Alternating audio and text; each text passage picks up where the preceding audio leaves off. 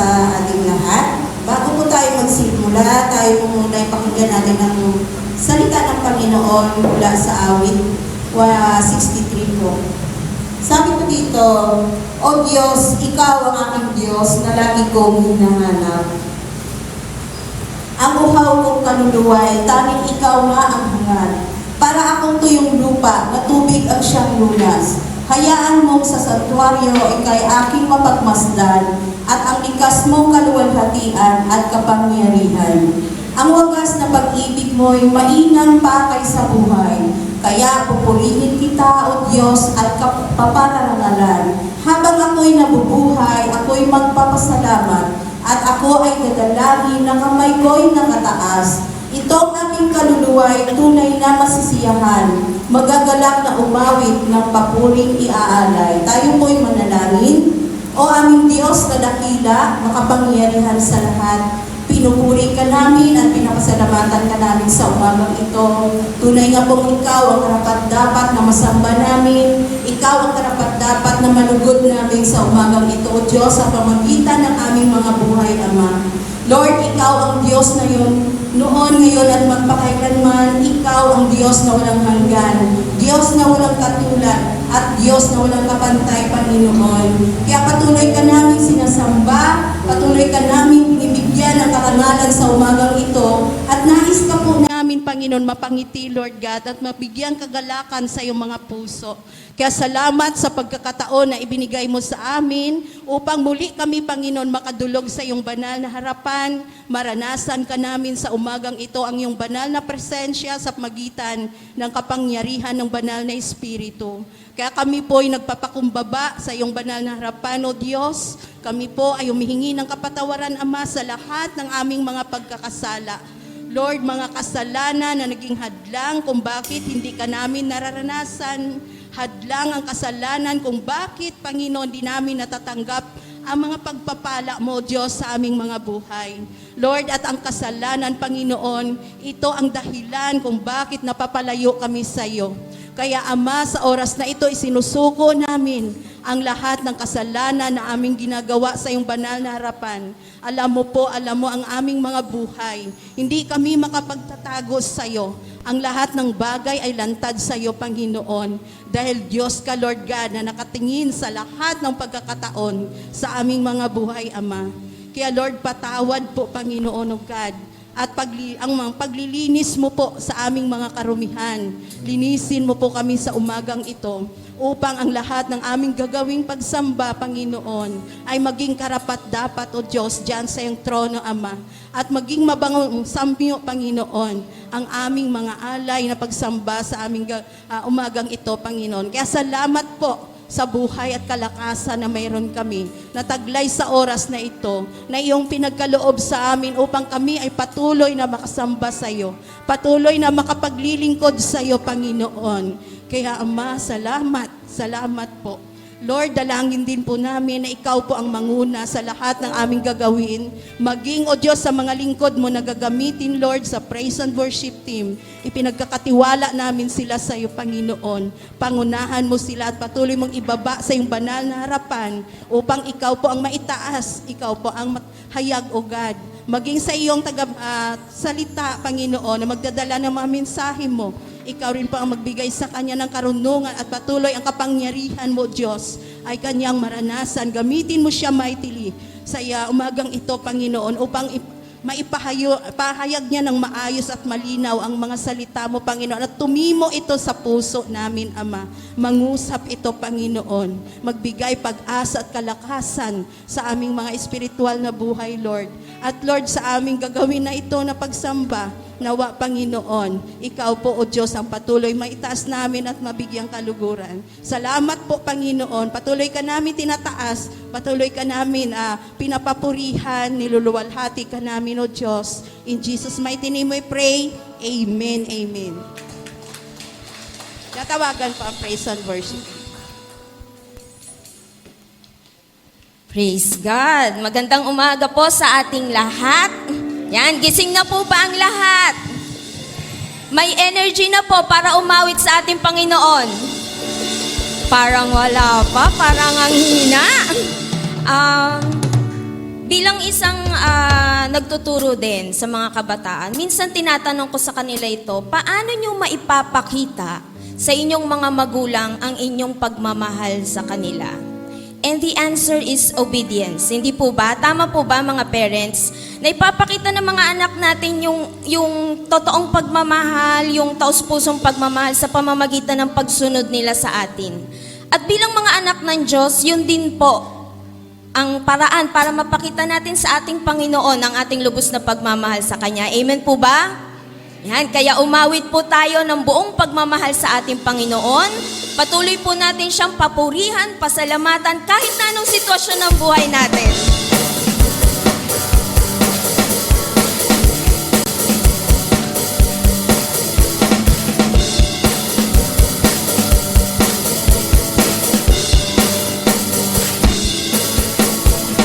Love, love, love, tayo'y magmahalan. Love, love, love, tayo'y magkamayan. Love, love, love, tayo'y magawitan kay Lord. Love, love, love, tayo'y magmahalan. Love, love, love, tayo'y magkamayan. Love, love, love, tayo'y magawitan kay Lord. Ikot po tayo, batiin po natin yung mga kasama natin. Atin po silang kamayan. Atin po silang tapikin sa balikat. Ipakita po natin ang ating pagmamahal sa kanila, sa bawat isa. Tayo'y magawitan kay Lord. Love, love, love, tayo'y magmahalan. Love, love, love, tayo'y magkamayan. Love, love, love, tayo'y magawitan kay Lord. Hahanap-hanapin kita sa upuan mo. Aawitin natin ang awiting tulad nito. Love, love, love.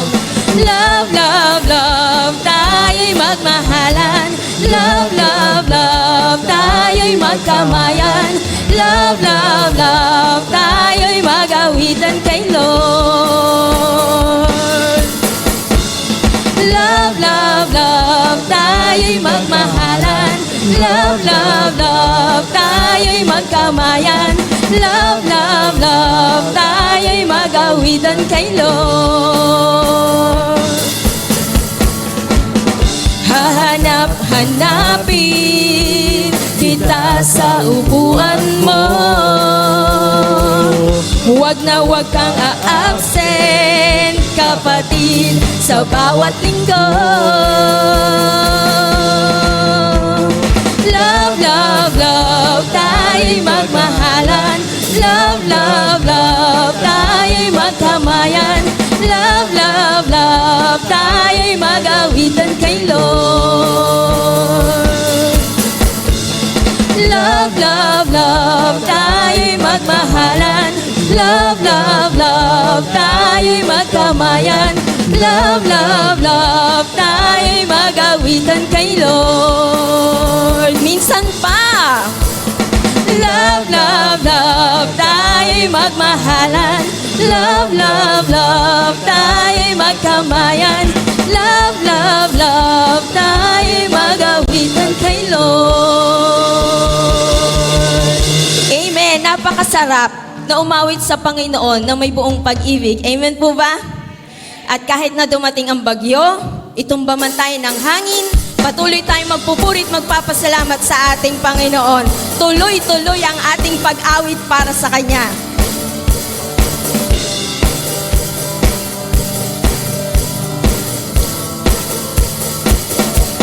Bumuhos ang ulan, umagos at halos malunod na. Umihip ang hangin, pinilit na ako ay itumba. Binalot ng dilim ang langit, kinapos ng liwanag. Pagtitiwala ko'y hindi matitinag. Pangako mo'y aking sandigan at biyaya mo'y lubos. Ang bisig mo ang kublihan hanggang matapos ang unos. Paglipas ng pagod at luha, di maaring huminto ang pagbukal ng pagsamba sa aking puso. Tuloy ang awit, sigaw ng aking puso nagtagumpay. Pagkat lakas mo ang taglay, tuloy ang awit, tuloy ang daloy at ito'y walang humpay. Ang iyong ng papuri ay hindi mapipigil, hindi matutuyo. Tuloy-tuloy ang awit para sa'yo.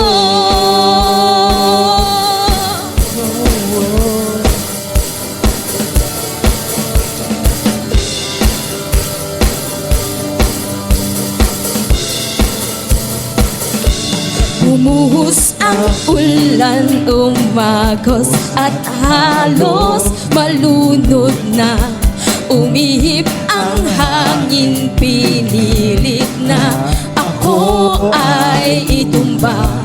Binalot ng dilim ang langit, kinapos ng liwanag. Pagtitiwala ko'y hindi matitinag.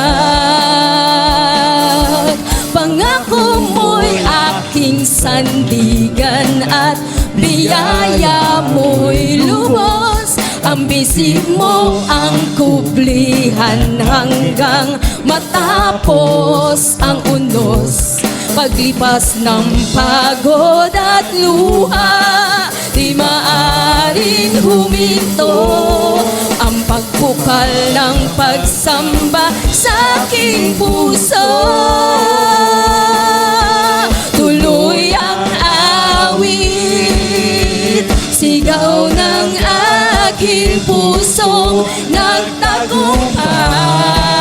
Amen! Pagkat lakas mo ang taglay, tuloy ang awit, tuloy ang daloy at ito'y walang humpay.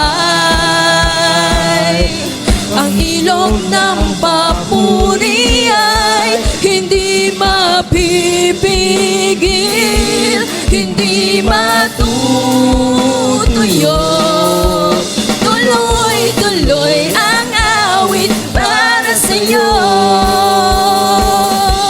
Tuloy ang awit, sigaw ng aking pusong nagtagumpay.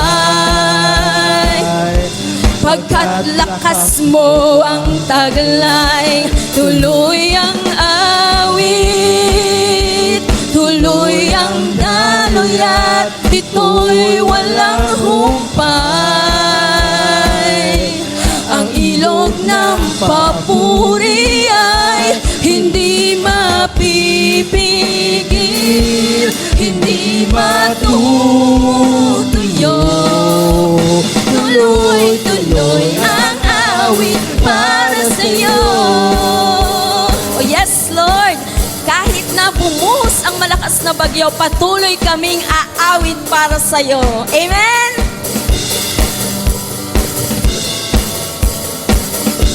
Tuloy ang awit, Sigaw ng aking puso nagtagumpay. Pagkat lakas mo ang taglay, tuloy ang awit, tuloy ang daloy at ito'y walang humpay. Ang ilog ng papuri ay hindi mapipigil, hindi hindi matutuyo. Tuloy-tuloy ang awit para sa'yo. Minsan pa, tuloy-tuloy ang awit. Tuloy ang awit, sigaw ng aking puso. Nagtagumpay pagkat lakas mo ang taglay. Tuloy ang awit, tuloy ang daluyat, ito'y walang humpay.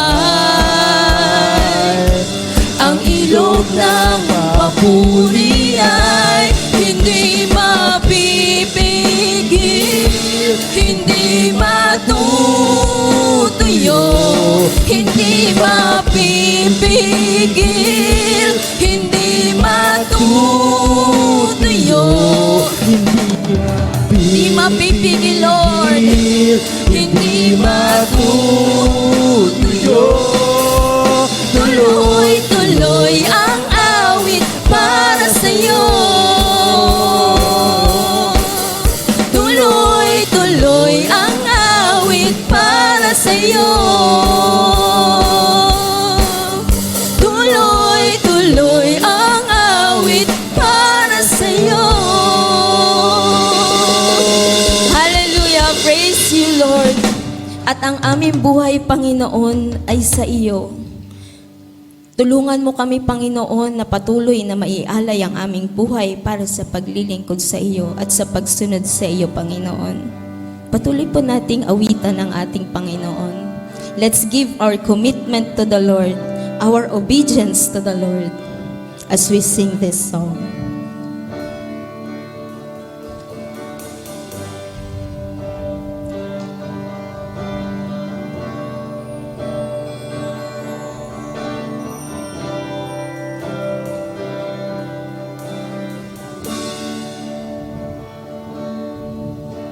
Panginoon,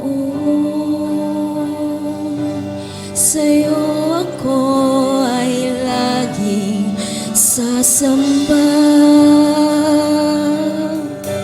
Papupurihan ka, puso at isipan, buong lakas at buhay, aking iaalay sa'yo, O Diyos. Panginoon, sa'yo ako ay laging sasamba. Papupurihan ka, puso at isipan, buong lakas at buhay, aking ialay sa'yo, Diyos. Purihin ka,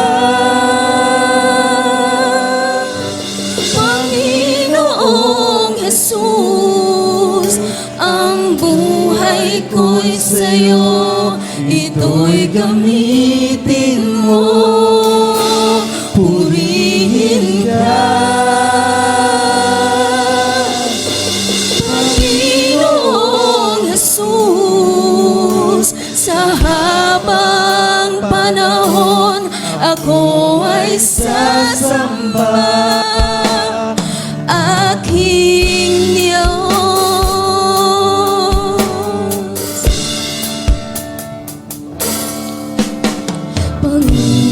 Panginoon, sa'yo ako ay laging sasamba. Papupurihan ka, puso at isipan, buong lakas at buhay, aking iaalay sa'yo, Diyos. Purihin ka, Panginoong Jesus. Ang buhay ko'y sa'yo, ito'y gamitin mo.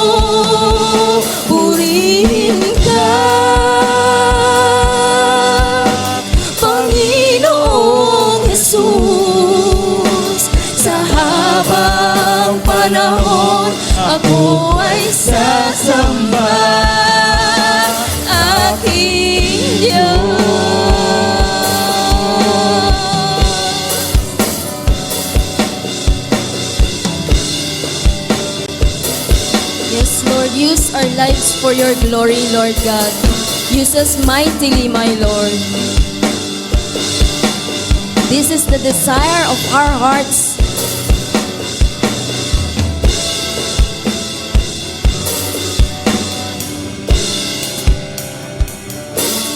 Purihin ka,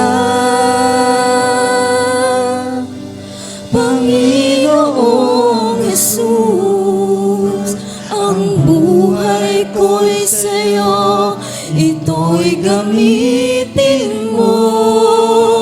Purihin ka,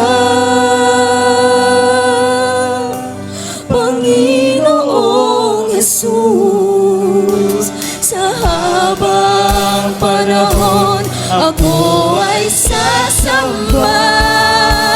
Purihin ka,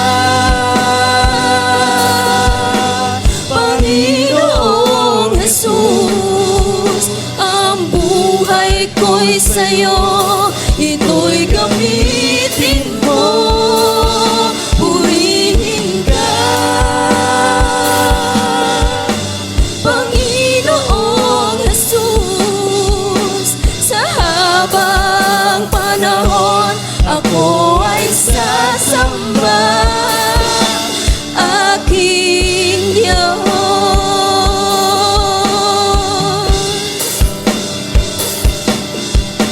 sa habang panahon ako ay sasamba. Aking Diyos,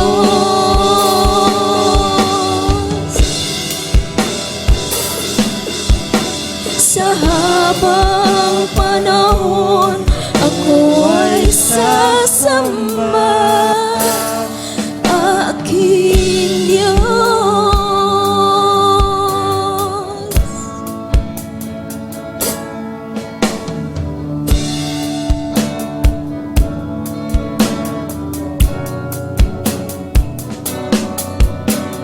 Minsan mahirap sumunod sa Panginoon, minsan masakit, pero patuloy tayong maglilingkod sa ating Panginoon.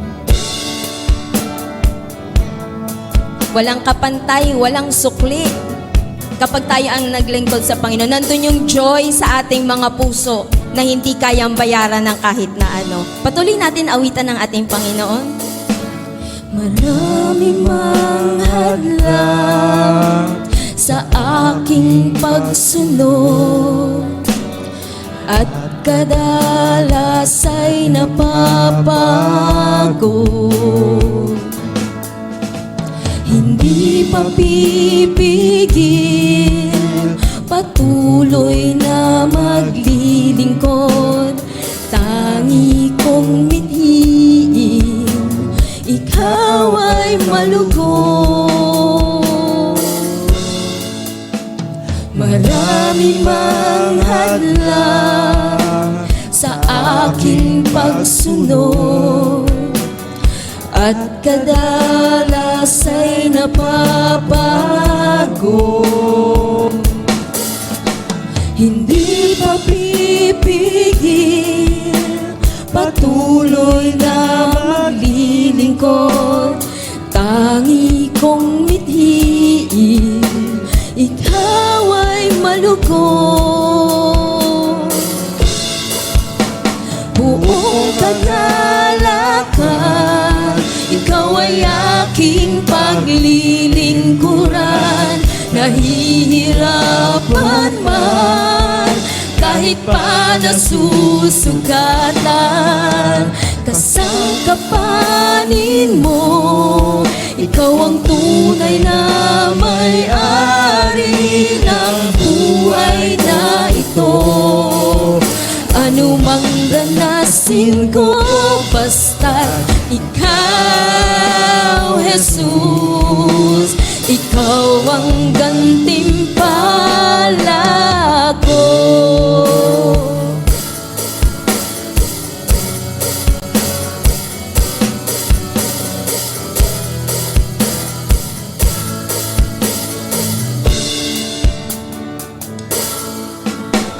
Lubusang ang kilig, ang buhay na laan para lang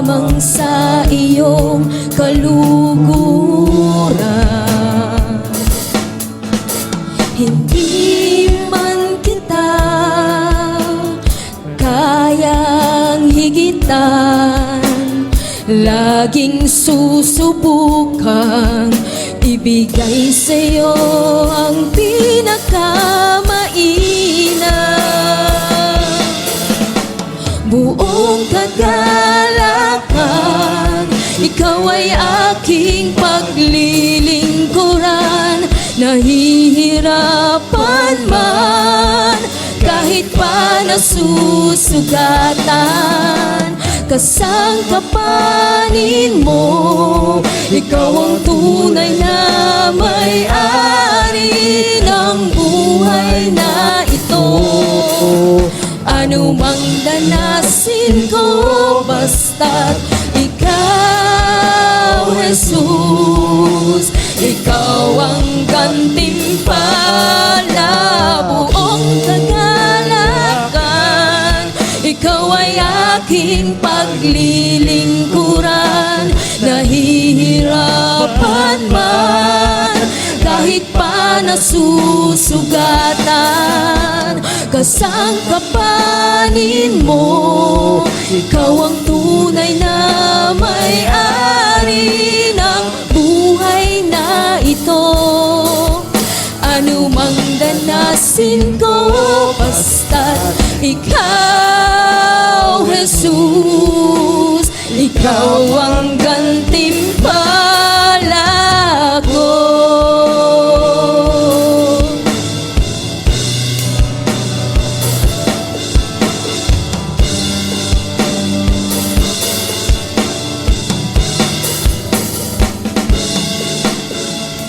Buong kagalakan, ikaw ay aking paglilingkuran. Nahihirapan man, kahit pa nasusugatan, kasangkapanin mo. Ikaw ang tunay na may-ari ng buhay na ito. Ano mang danasin ko, basta't ikaw, Jesus, ikaw ang gantimpala. Buong kagalakan, ikaw ay aking paglilingkuran. Nahihirapan man, kahit pa nasusugatan, kasangkapanin mo.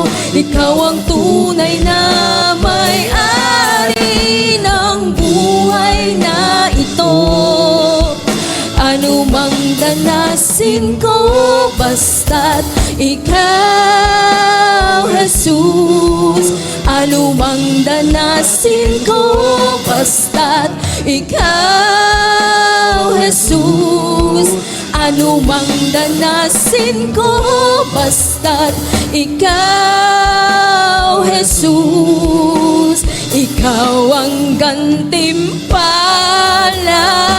ko. Hallelujah! Praise you, Lord God.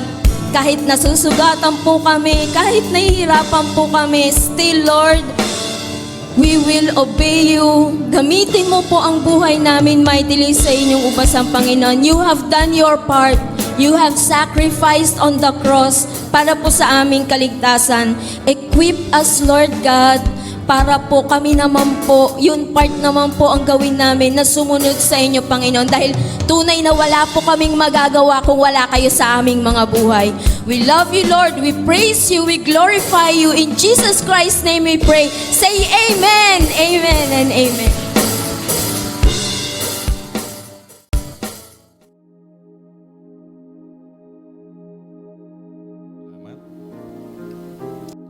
Muli po, Panginoon, sa umagang ito kami po'y patuloy na nagpupuri sa iyo, nagpapasalamat sa iyong kabutihan, sa iyong katapatan sa aming mga buhay. Tunay po, O Diyos, na maraming dahilan ng aming pagpapasalamat at maraming reason, Panginoon, to praise you, to give thanks sa iyo, Panginoon, dahil sa lahat ng bagay na amin pong nararanasan sa aming mga buhay. Salamat po, O Diyos, sa lahat ng iyong pagkilos at paggabay sa amin. Salamat po sa mga taon ng buhay, kaarawan, anibersaryo, Panginoon, na iyong pinagkakaloob.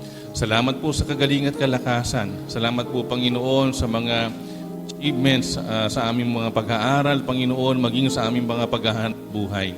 Salamat sa mga oportunidad, sa lahat ng bagay na bago at pinagkakaloob mo sa amin, Panginoon. Salamat po, O Diyos, sa pagtugon mo sa aming mga panalangin. Salamat sa pagdinig mo, Panginoon, sa aming mga daing. Salamat po, O Diyos, sa mga pag-iingat, proteksyon sa aming pong mga paglalakbay. Salamat po, Panginoon, maging sa mga pagsubok ng buhay na dumarating sa amin at aming pong napagtatagumpayan. Salamat po dahil ang lahat ng ito ay sapat upang magpahayag ng iyong kapangyarihan, ng iyong pagmamahal, ng iyong kabutihan sa aming mga buhay, Panginoon. Narito ang iyong mga anak, may kani-kanyang dahilan ng pagpapasalamat sa iyo. Mangyari naman sa pamamagitan po ng pagkapatong ng kamay ng iyong lingkod, yung igawal sa iyong mga anak na ngayon nagpapasalamat ang iyong pong basbas at pagpapala.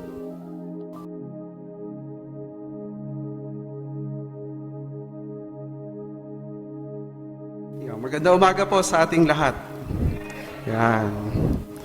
So, nabati nyo na po ba ang inyong makatabi? Yan. So, ngayong umaga po, ito po ay araw para tayo po ay magbulay-bulay, mag-aral ng salita ng Panginoon at siya ay ating pasalamatan, papurihan at dakilain sa ating mga buhay. Ngayong umaga po, ang ating pong topic o paksa na pag-uusapan ay may pinamagatang consistent in obedience. Hango po ito sa ating pong kalaganapan na topic ng UNIDA. So, ang consistent in obedience. So, ito po ay ang ating pong pagbabatayan ng ating pong mga talata ay sa awit 119 verse 1 hanggang 8. Kung mayroon po kayong mga Biblia, pwede po ninyong buksan. Ating pong basahin, verse 1, sabi po rito, mapalad ang mga taong malinis ang pamumuhay, kautosan ni Yahweh ang sinusunod araw-araw. Verse 2, mapalad ang sumusunod sa kanyang patakaran, buong pusong naghahanap sa kanyang kalooban. Verse 3, ang gawain ay matuwid, namumuhay, laging ganap, sa kanyang kalooban ay doon sila lumalakad. Verse 4, ibinigay mo nga sa amin ang iyong mga utos upang buong pagsisikap na ito'y aming masunod. Gayon ako umaasa, verse 5, umaasang magiging tapat, susundin ang iyong utos, susundin ng buong ingat. Verse 6, kahihiyan ay hindi ko matitikman kailanman, kung ako ay susunod ng tapat sa iyong kautusan. Verse 7, ang matuwid mong tuntunin habang aking tinatarok, buong pusong magpupuri, pupurihin kitang lubos. Verse 8, ang lahat ng iyong utos ay sisikapin kong sundin. Huwag mo akong iiwanan, huwag mo akong lilisanin. Tayo po muna ay manalangin, mga kapatid, mahal na Panginoon. Salamat po sa oras na ito. Amin po, Panginoon, inaalala po kayo, Panginoon, sa umagang ito na tanging kayo lamang ang Diyos na makapangyarihan sa lahat. Kaya, Ama, samahan, tulungan niyo po kami sa aming pong pagbubulay-bulay ng inyong pong mga salita. Bigyan niyo po kayo, Panginoon, ng karunungan at katalinuhan, Panginoon, sa inyo pong, o sa inyo pong mga salitang ito, Ama. Salamat po. In Jesus' name we pray. Amen. So ngayong umaga po, yung aklat po ng mga awit, especially po sa verse 19 hanggang 119 verse 1 hanggang 8, ito po ay, ayon sa pag-aaral, ito daw po ay sulat ni Haring David. Isang kinukonsider po dito ay si Haring David ang nagsulat. Ang iba naman ang kinukonsider ay ibang mga prophet, tulad ni Ezra or other prophets. By the way, kapag binasa po natin yung Psalms 119 hanggang sa dulo, ilang verse po yan? 119. Ito po yung pinakamahabang chapter ng Bible. 100 ano po? 176 yata yan. Yung chapter, yung verse po na yan po ay ginamit ng isang tagapagturo na yung bawat Hebrew alphabet, yung unang-una po ay yung Aleph. Pag tinignan po ninyo yung inyong Bible, Ayan po.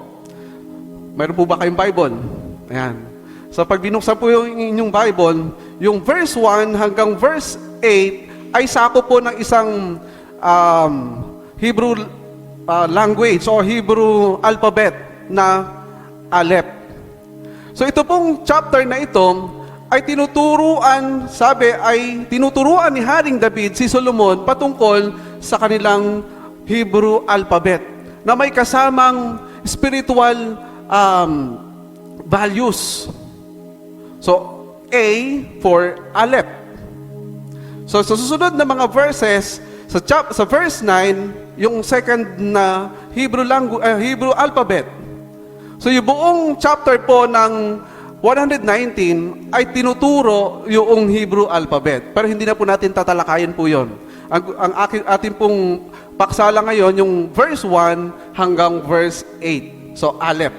So, alam niyo po, yung first word o first alphabet ng Hebrew ay Aleph. So, isa po yung aming schoolmate, ang ipinangalan niya po sa kanyang anak ay Aleph. Siguro, bubuuin niya yung buong Hebrew alphabet. Sinimulan niya sa A, Aleph. Susunod na pangalan siguro, Bet.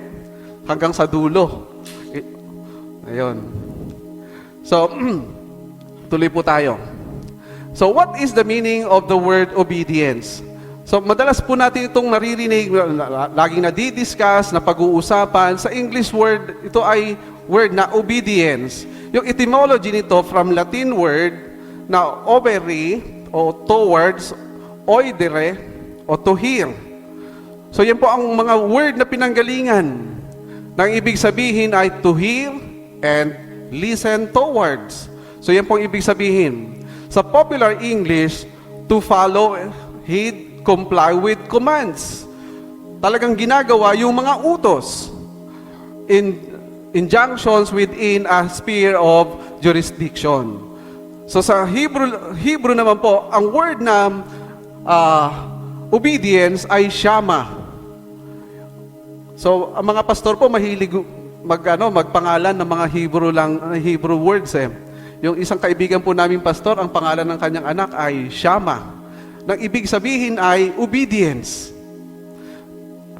To hear, listen, and obey. Sa Greek word naman po siya ay hupukowo. To listen, under, and obey. Sa English word ay both hear and obey. Kung atin pong babalikan, mula yung etymology until now, yung kaniyang pinagmulang ugat o pinagmulang salita, hanggang ngayon, iisa pa rin ang ibig sabihin. Sumunod, makinig, at sumunod. Tama po ba? So ngayon po umaga, mayroon po tayong tatlong bagay na pag-uusapan. Number 1 is a man who is consistent in obedience is a blessed one. Pangalawa po, a man who is consistent in obedience is a lover of God's word. At pangatlo, a man who is consistent in obedience is a true worshiper.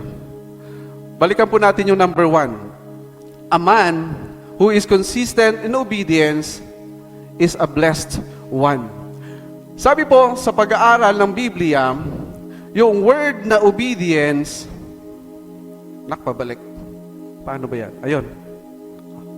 Yan. So, yung word na blessed pala, yung word na blessed, ito ay means true happiness, surpassing joy, full contentment, perfect peace, and complete satisfaction in God. So, pag pinag-usapan po natin ang description ng Diyos o ang description ng Biblia sa mga pinagpala ay hindi yung sa kanyang katatayuan, kundi kung paano siya sumusunod, kung paano niya inilalagay ang kanyang sarili na buong pagtitiwala at pagsunod sa Diyos. Tayo po mga tao, ang sinasabi natin mapalad o pinagpala, ay nakikita natin literal na sila talaga ay mayroong mga bagay na tinatangkilik. Tama po ba?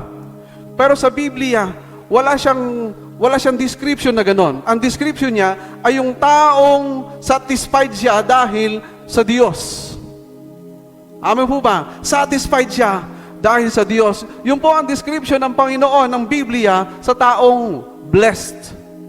Yung sumusunod sa Panginoon. Sabi sa verse 1, mapalad ang mga taong malinis ang pamumuhay. Kautusan ni Yahweh ang sinusunod araw-araw. Pagbabalikan pa ho natin yung ibang mga talata, kahit sa verse 2, mapalad ang sumusunod sa kanyang patakaran, buong pusong naghahanap sa kanyang kalooban. The same. Ang pananaw ng Biblia ay sa mga taong sumusunod sa Diyos, ito yung mga taong pinagpala. Kahit po sa chapter 1 ng Psalms, sinimulan po yung chapter 1 ng Psalms, blessed, mapalad. Ito po, sa verse 1, sabi diyan, mapalad ang taong hindi nakikinig sa payo ng masama. Bakit po? At hindi sumusunod sa masama nilang halimbawa. Hindi siya nakikisama sa mga kumukutya at hindi nakikisangkot sa gawaing masama. Yung word na blessed na ginamit po sa chapter 1, the same word na blessed doon sa chapter 119, verse 1 to 3. Pinagpala dahil satisfied sila sa kanilang buhay pagsunod sa Panginoon. Ang totoong kasiyahan sa buhay na ito ay hindi po yung mga bagay na na-acquire natin. Dahil ang totoong kasiyahan na inilagay ng Diyos, standard ng Diyos, ay yung mga taong nakakaranas ng pagsunod sa Diyos, sa kanyang kautusan, at yung kasiyahang ibinigay ng Panginoon ay hindi kayang ibigay ng mundong ito. Amen po ba? Kaya ang description ng Biblia sa pinagpala ay yung mga taong sumusunod sa salita ng Diyos. Sikuhin niyo po yung katabi niyo. Satisfied ka ba sa iyong pagiging Kristiyano ngayon? Parang ayaw niyo. Parang ayaw niyo, hindi kayo satisfied. Ang totoong dapat masaya sa mundo pong ito, walang iba, kundi ang mga Kristiyano. Amen po. Walang ibang dapat masaya, pinagpala sa mundong ito, kundi ang mga taong may Kristo sa buhay. Yung Kristiyanong yon na sumusunod sa salita ng Diyos, sa pamantayan at prinsipyo ng Panginoon, ang sabi ng Biblia, mapalad. Ikaw at ako ay mapalad. Sabi niya sa verse 2, sa halip, kasiyahan niyang sumunod sa kautusan ni Yahweh. Binubulay-bulay niya ito sa araw at sa gabi. Pansinin po natin, the same concept, the same principle. Pagdating ho sa chapter 19, the same principle. Ang taong mapalad, walang ibang ginagawa, walang ibang priority sa kanyang buhay, kundi ang Diyos. Kaya nga ho, itinuturo ni Haring David, ayon ho sa pag-aaral, itinuro niya ito, ang kahalagahan ng spiritual values. Mga kapatid, kapag tayo po'y may mga anak, mahalaga pong turuan natin sila ng ating pananampalataya, ng ating prinsipyo na nagmumula sa Biblia. Ito po ang ginawa na may akda na ito, kasama ng pagtuturo ng kanilang Hebrew alphabet. Pwede rin natin gayahin. Gawin naman natin abakada. A, asahan ang Diyos. Ba, basahin ang Biblia. Ka, ano yung ka? Kautusan ng Diyos. Pwede ho natin gawin. Katulad po ng ginawa. Alam po ninyo, kapag hindi ho natin tinuruan ng tama ng prinsipyo ng ang ating mga anak, tuturuan po yan ng tagalabas. Pag may nakasama po yan na hindi mga Kristiyano, anong ituturo po niyan? Bisyo. Na ang pagbibisyo ay ano po? Kasama sa buhay. Sa ating po mga Kristiyano, hindi po yan. Hindi po natin dapat payagan. Sapagkat sisirain yan ang future ng ating mga anak. Kaya mga kapatid, kung mayroon po kayong mga anak, turuan po, ngayon na, turuan na natin. So, pangalawang puntos po, consistent in obedience. A man who is consistent in obedience is a lover of God's Word. Kanina, blessed, pinagpala, dahil siya ay sumusunod sa Panginoon. Ito yung pangalawa po, ang taong consistent, the word consistent, ay ito yung tuloy-tuloy, hindi napapatid. Ano man yung circumstances sa buhay niya, hindi napapatid ang kanyang pagsunod sa Panginoon. Sabi po sa verse 4, ibinigay mo nga sa amin ang iyong mga utos upang buong pagsisikap na ito'y aming masunod. Pansinin po ninyo, inililipat niya sa kanyang anak ang pagtuturo sa prinsipyo na dapat sundin ang salita ng Panginoon. Bakit po? Siya mismo, pinahalagahan niya ang salita ng Panginoon. Yung nagtuturo sa kanyang anak, pinahahalagahan niya ang salita ng Diyos. At yun din po ang inililipat niya sa kanyang anak. Mga kapatid, ang totoong may pagmamahal sa Diyos, ang mayroong may pagmamahal sa Diyos, may pagmamahal sa kanyang salita. Paano mo ililipat, ituturo ito sa iyong anak kung hindi mo ito ginagawa? Kung hindi ito nakikita sa iyong mga gawa. Mahalaga po mga kapatid, ang testimony natin sa ating pamilya, sa ating mga anak, sa ating mga mahal sa buhay. Ang testimony natin na tayo po'y mapagmahal sa Diyos at sa Kanyang mga salita. Kaya sabi po rito, upang buong pusong pagsisikap na ito'y aming masunod. Sa verse 5, gayon ako umaasang magiging tapat, susundin ang iyong utos, susundin ng buong ingat. Nung akin pong binubulay-bulay, pinag-aaralan, talagang intention, decided, yung isang ama na tinuturuan niya ang kanyang anak na sumunod, mag-aral, mahalin ang salita ng Diyos. Alam po ninyo, sa Old Testament, pag binasa po natin yung chapter 6 hanggang chapter 8 ng Deuteronomy, mababasa po natin doon, ang sabi ay itali sa kamay ang salita ng Diyos, itali sa noo, ilagay sa baywang, ilagay sa hamba, ilagay sa bintana. Anong purpose po? Para laging mabasa. Para laging mapaalalahanan ang buong pamilya. Tuwing matutulog, pag-usapan ang salita. Tuwing gigising, pag-usapan ang salita ng Diyos. Habang naglalakbay, habang nagtatrabaho, pag-usapan ang salita ng Diyos. Mababasa po natin yan. So, ganun po pinahalagahan sa Old Testament. Kaya ho, from 1 year old hanggang 8 years old ang bata, almost sa ulado na po nila ang Torah. Sa ulado na nila. Tayo ho, ang tagal na natin, di ba? Hindi pa natin sa ulado ang ilang books po ang Old Testament. Ay, hindi alam. Sa mga Sunday schooler, alam po, ilang books ang Old Testament? 39. Ang New Testament, 27. Saan po matatagpuan ang Obadiah, New Testament, Old Testament? Ayun, buti alam. Sana ho, kahit books of the Bible, sa ulado natin. Alam po ninyo, madalang na ang mga Kristiyanong nagdadala ng Biblia. Pag pinabuklat mo ang Biblia, hindi alam kung saan bubuklatin. Kasi sa cellphone, madali lang, itatype mo na lang. Tama po. Although, pinadadali ang buhay po natin, pero yung totoong prinsipyo, nawawala na. Noong kami po ay mga bata, ang lagi po naming laro sa fellowship ay Bible games. Wala hong laro doon na parlor games. Mga kapatid, minsan nakakalungkot sa church, parlor games na rin tayo, no? Wala na tayong Bible games. Doon po sa Karisa, sabi ko sa mga member, ibalik ulit natin sa dati.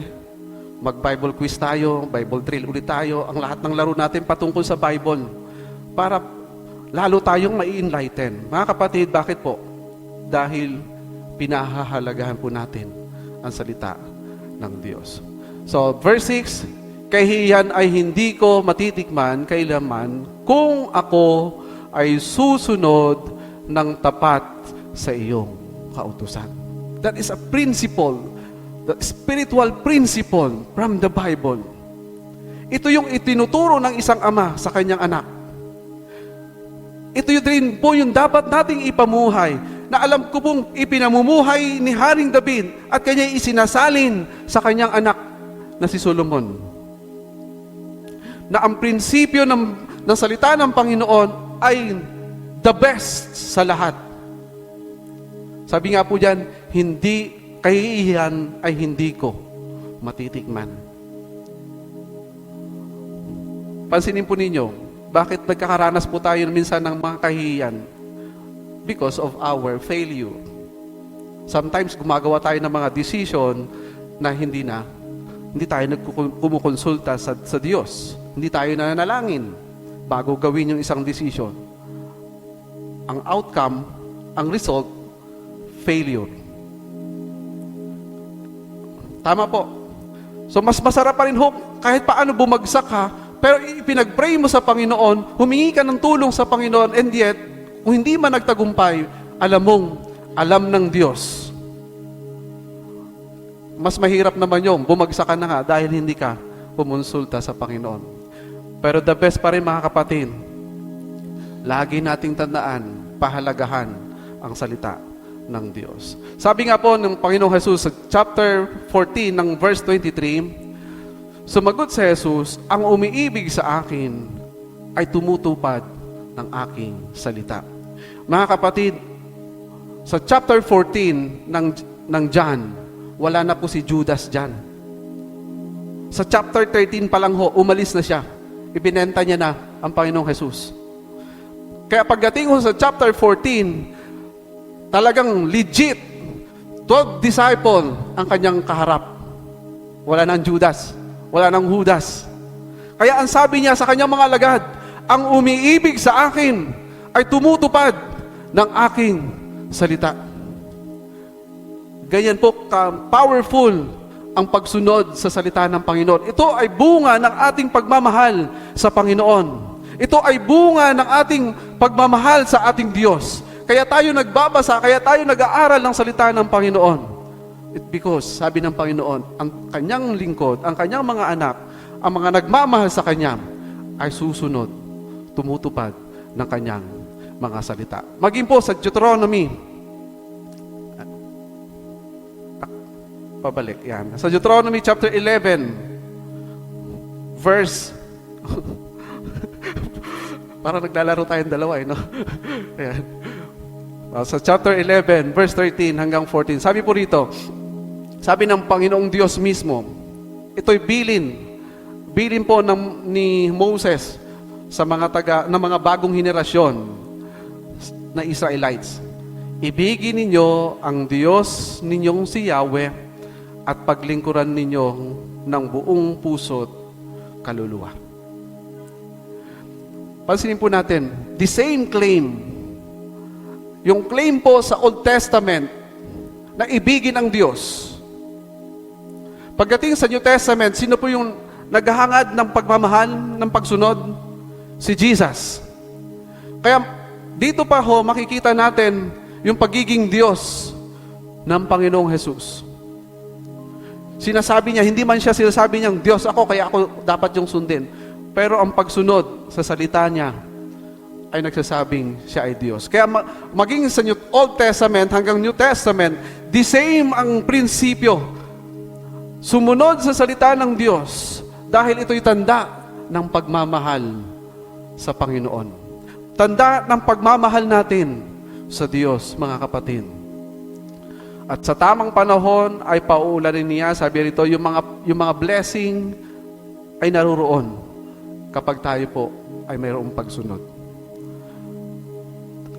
Kaya, yung prinsipyo ng Panginoong Jesus, the same sa prinsipyo sa Old Testament. Pag binasa po natin yung Matthew chapter 5, mapalad yung beatitude, the same. Walang ibang inaasahan, kundi ang Diyos. Ang sabi ng mapalad. Walang ibang inaasahan, kundi ang Diyos sa kanyang buhay ay mapalad. Kaya po, tayo po mga anak ng Diyos, bigyan po natin ng kahalagahan ang kanyang mga salita. Pangatlong puntos po, consistent in obedience. Sabi niya, a man who is consistent in obedience is a true worshiper. Sa verse 7 hanggang 8, sabi pa sa 7, ang matuwid mong tuntunin habang aking tinatarok, buong pusong magpupuri, pupurihin kitang lubos. Yung word na tinatarok ko dyan ay inuunawa, hinahalungkay, pilit na inuunawa. So, ang matuwid mong tuntunin habang aking pilit na inuunawa. Ibig sabihin, ang sabi dyan, ang response, buong pusong magpupuri, pupurihin kitang lubos. So tayo po mga kapatid, habang nakikita po natin ang kabutihan ng Diyos, ang karakter ng Diyos sa ating mga buhay, lagi tayong, ang response ng totoong anak ng Diyos ay magpupuri. Kahit na ho sa mga circumstances ng ating mga buhay. Sapagkat sabi po ng James chapter 1 verse 2 to 4, yung mga circumstances, mga problema, mga suliranin ay bahagi ng ating buhay pananampalataya para pagtibayin ang ating pananampalataya katulad ng isang ginto na dinadalisay. Na pagkatapos ng suliraning yon, napatatatag ang ating pananampalataya. Kaya ang ating response, pagpupuri sa Diyos. Pero bakit may mga Kristiyano, pag may problema, ang sagot, ba't ako? Bakit ako pa ang nakaranas ng ganitong problema? Pero tayo mga Kristiyano po, ang totoong Kristiyano, ang pananaw sa problema, ito ay another steps of faith. Iba po ang suliranin o iba ang problema sa tukso. Huwag niyo pag-isahin yan. Ang tukso po, ibubulit ko po niyan sa kasalanan. Hindi po yan, magkaiba po yan. Ang problema, ang suliranin, ang circumstances o test, ay iangat ang iyong pananampalataya, ang pagtitiwala mo sa Diyos. Tama po ba? Kaya pag mayroong pong mga problema na alam pong iangat ang iyong pananampalataya sa Diyos, magpasalamat. Sabi po ni Apostol Pablo, magpasalamat. Magalak. Pero pag may temptation, mga kapatid, tumakbo ka na. Tumakbo ka na. Pag may nag-aalok sa'yo ng kung ano-ano, tumakbo ka na. Sapagkat itutulak ka niyan sa pagkakasala. So, ang anak ng Diyos, kapag may mga bagay na nangyayari sa kanyang buhay, ang respond ay pagpapasalamat. Maging sa verse 8, ang lahat ng iyong utos ay sisikapin kong sundin. Huwag mo akong iiwanan, huwag mo akong lilisanin. Maging po, binasa ko po hanggang sa dulo, mayroon po mga ilang verses na nagsasabing pagpupuri sa Panginoon, pagpupuri sa Diyos. Ito po yung tinuturo ni Haring David sa kanyang anak. Sa verse 108, sabi diyan, ang handog kong pasasalamat. Sa verse 164, araw-araw, 7 beses akong nagpapasalamat. Sa verse 171, ako'y laging magpupuri, lagi kitang pupurihin. Sa 172, dahil sa pangako mo, ako ngayon ay aawit. So sa chapter 119, makikita po natin yung taong may pagmamahal sa Diyos. Yung taong sumusunod sa Diyos, ang response niya lagi ay pagpupuri, pagsamba sa Panginoon. Ngayon po, paano po natin balik ulit? Ayan. Maging si Jesus Christ, makausap niya po yung Samaritan woman nung siya po'y papunta sa Samaria, nung dumaan siya sa Samaria, ipinakita niya po ano ang dapat na ginagawa ng tao. Sabi sa verse 23, subalit dumarating na ang panahon at ngayon na nga, na ang mga tunay na sumasamba sa Ama ay sasamba sa Espiritu at sa katotohanan. Sapagkat ganyan ang uri ng pagsambang ninanais ng Ama. Ang Diyos ay Espiritu at ang sumasamba sa Kanya ay dapat siyang sambahin sa Espiritu at katotohanan. Mga kapatid, ang tanging makapagbibigay papuri pagsamba sa Diyos ay yung may Espiritu ng Diyos at katotohanan. Sa makatuwid po, ang mga taong nakipag-isa kay Kristo, yung kanyang spirito na binuhay ni Kristo, siya yung bagong buhay na inilagay niya sa ating pagkatao, na binuhay niya magmuli. Ito po yung tinatawag na born again experience. Nung tayo po yung nakipag-isa kay Kristo, sabi ng Panginoon Jesus, ang makapagsasamba lang sa Panginoon, sa Diyos, ay yung may spirito at katotohanan. So, sino po ang nagkiklaim ng katotohanan ng truth? Si Jesus. So, sa makatuwid po, ang makasasamba lang sa Ama ay yung mga taong may Kristo sa buhay. Yung taong isinurrender ang buhay sa Panginoon. Kaya sino po ang inaasahan ng Diyos na sasamba sa Kanya araw-araw? Yung binuhay magmuli ni Kristo. Yung mga taong nakipag-isa kay Kristo. Siya yung may spirito at katotohanan ngayon. Kaya, mga kapatid, ang totoong anak ng Diyos, ang totoong may takot sa salita ng Diyos, pagmamahal sa Diyos, ang respond niya ay pagpupuri.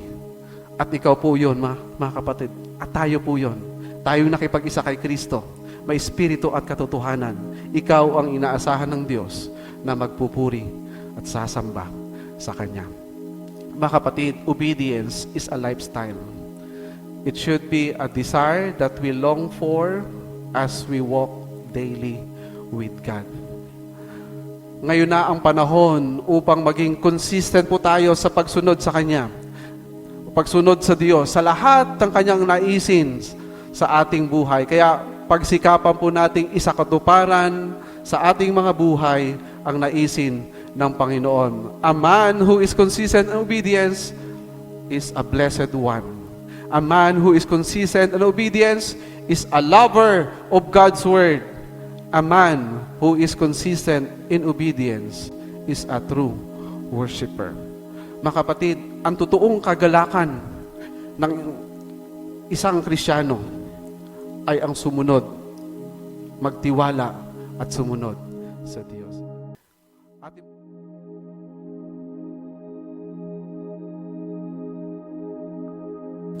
Tayo po ay manalangin sa ating Panginoon. Muli po aming Diyos, kami po nagpapasalamat sa iyo sa umagang ito. Salamat po sa pagbibigay mo sa amin ng isang muli panahon na magsama-sama upang ikay aming purihin, sambahin at patuloy po na pagbulay-bulayin ng iyong mga salita. Tunay nga po, Panginoon, na masumpungan mo kami na iyong mga anak na sumusunod sa iyo, Panginoon, sumusunod sa lahat ng bagay na nais mo, sumusunod sa mga bagay na nakalulugod sa iyo, O Diyos, at nagbibigay, Panginoon, ng kapurihan sa iyo. Samahan mo kami, O aming Diyos, sa aming pong paghiwa-hiwalay, pauwi sa aming mga tahanan. Ingatan, Panginoon, sa loob ng isang linggong darating, ano man ang aming gagawin, ikaw po ang aming maparangalan at mapapurihan at naway patuloy po, O Diyos, ng aming buhay ay maging pagpapala sa lahat ng aming mga kasalamuha. Purihin ka aming Ama, ito'y aming dalangin sa tanging pangalan po ng aming Panginoong Yesus. Amen. Sige po, awitin mo na rin. Ang Ama'y papurihan, Anak Espiritong Banal, ng mga taong nilalang at ng talang sa langitan. Amen. Mga pinakamamahal, naway sumating lahat ng pagpapala ng Panginoong Kristo, ang walang hanggang pag-ibig ng Diyos Ama, ang pakikipisa at kaaliwan, buhat sa banal na Espiritu, mula ngayon at pagpasawalang hanggan. Amen.